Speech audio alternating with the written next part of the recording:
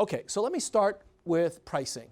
And I know that all of you have had basic economics, so you understand that pricing has a particular perspective that economists are fond of.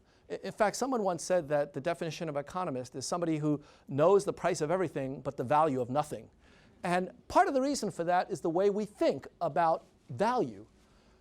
When we talk about value as an economist, we're talking about market prices.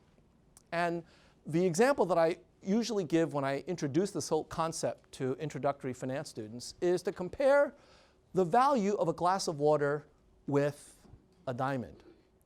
Water is the most important substance to humans. Without water, you will die in the space of 24 to 48 hours, depending on the environment.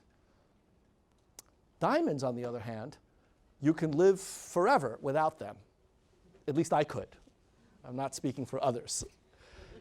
And therefore, you would think that water should be the most valuable substance on the planet. We will die without it. We need to have water.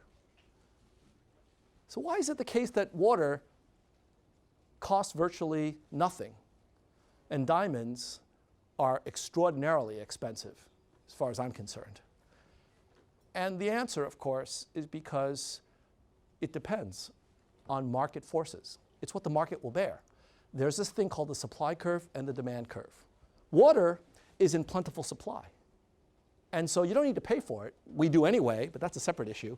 The fact is that you don't need to because there's a lot of it out there, so you can't really charge a tremendous amount for it.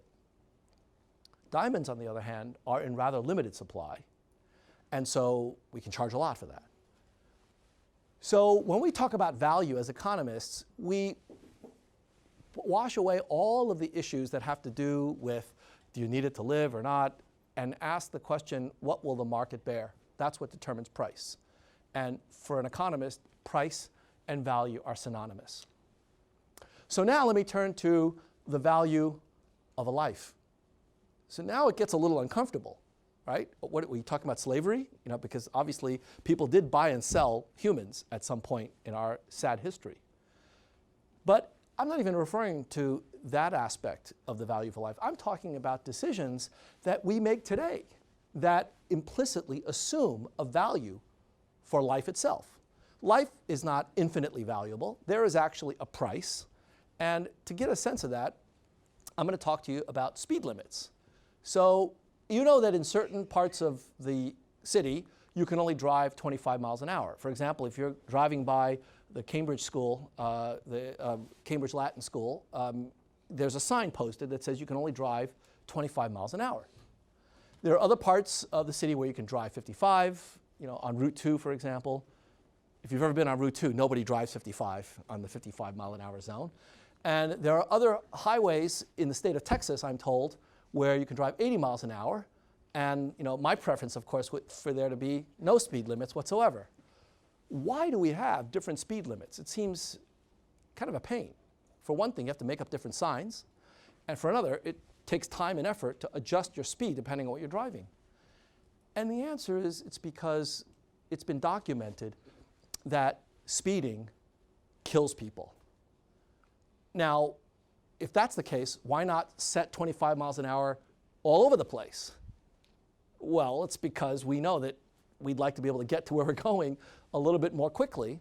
And so it doesn't make sense to set 25 miles an hour as the speed limit everywhere. We're willing to take the chance of death in order to get to the destination a little bit sooner, right? There's a trade-off.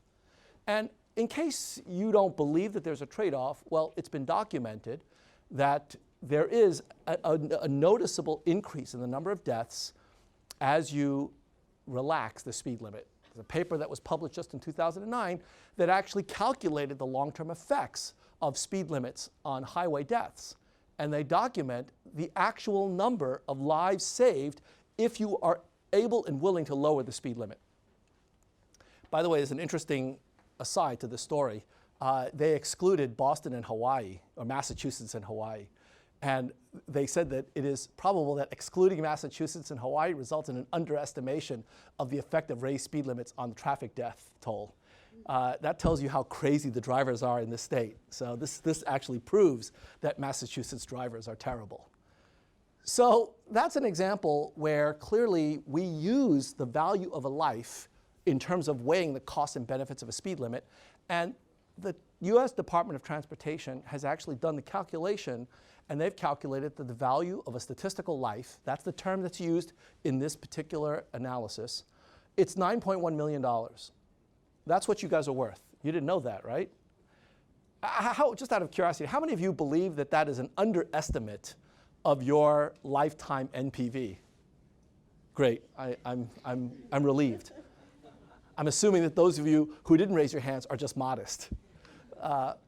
That's a big number to most people, but I presume the people sitting here, your NPV is much higher than that. And these things matter. This decision about what to set the speed limit to balance lives saved and lives lost, in the end, it's an economic analysis. That's how we set speed limits in this country. It's actually quite rational, if you ask me.